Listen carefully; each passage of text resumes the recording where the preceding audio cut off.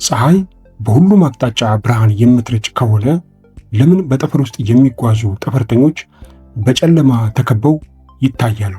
ፀሐይን እያዩት በዙሪያቸው ያለው ጠፈር ለምን እንደ ጥቁር ቀለም ጠቆረ?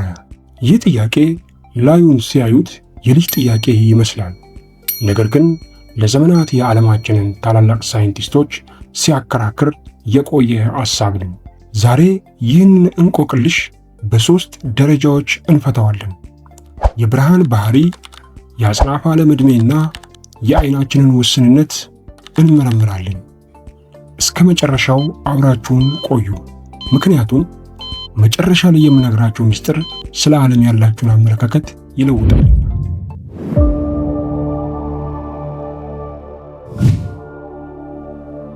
የመጀመሪያው ምክንያት የብርሃን አካላዊ ባህሪ ነው። ብርሃን የሚታየው ከአንድ ነገር ጋር ሲጋጭ ብቻ ነው።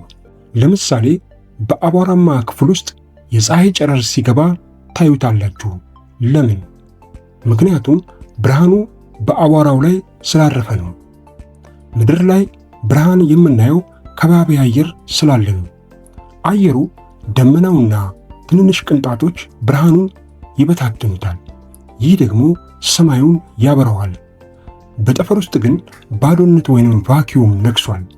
ብርሃኑ የሚጋጭበት ምንም ነገር የለም። ብርሃን በጠፈር ውስጥ ልክ እንደ ፈጣን ባቡር ዝም ብሎ ያልፋል። የሚገጨው ነገር ከሌለ ደግሞ ጨለማ ሆኖ ይታያል።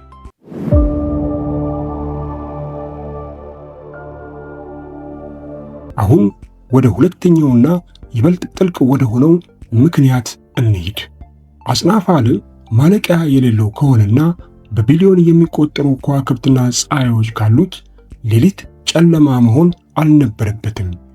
ምክንያቱም ወደ የትኛውም አቅጣጫ ብንመለከት አንድ ኮከብ እናገኝ ነበረ። ታዲያ ለምን ሌሊት ጨለማ ሆነ?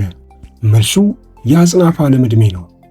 አጽናፈ ዓለም ዕድሜው 13.8 ቢሊዮን ዓመት ነው። ብርሃን ደግሞ የራሱ የሆነ ፍጥነት አለው። ይህ ማለት በጣም ርቀው የሚገኙ ከዋክብት ብርሃናቸው ገና እኛ ጋር አልደረሰም፣ ገና በመንገድ ላይ ነው። ስለዚህ እነዚህ ቦታዎች ለእኛ ጨለማ ሆነው ይታዩናል።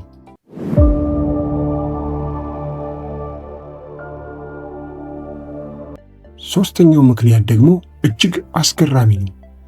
አጽናፈ ዓለም እየተለጠጠ ነው፣ ልክ እንደ ፊኛ። ጋላክሲዎች ከእኛ በራቁ ቁጥር ከነሱ የሚመጣው ብርሃን ይለጠጣል። ብርሃን ሲለጠጥ ደግሞ ቀለም ይቀይራል። በመጀመሪያ ቀይ ይሆናል። ከዚያም አይናችን ሊያዩ የማይችል ኢንፍራሬድ ወደሚባል ሞገድ ይለወጣል። ይህም ማለት ጠፈር በእርግጥ ጨለማ አይደለም፣ ብርሃን የተሞላ ነው። እኛ ግን አይናችን ውስን ስለሆነ ማየት አንችልም። ጠፈር ውስጥ ሆነን ልዩ ካሜራ ብንጠቀም ሰማዩ በሙሉ ሲያበራ እናየው ነበር። ባጭሩ ጠፈር ጨለማ የሆነው አየር ስለሌለ፣ አጽናፈ ዓለም ዕድሜ ስላለው እና ብርሃኑ ስለሚለጠጥ ነው።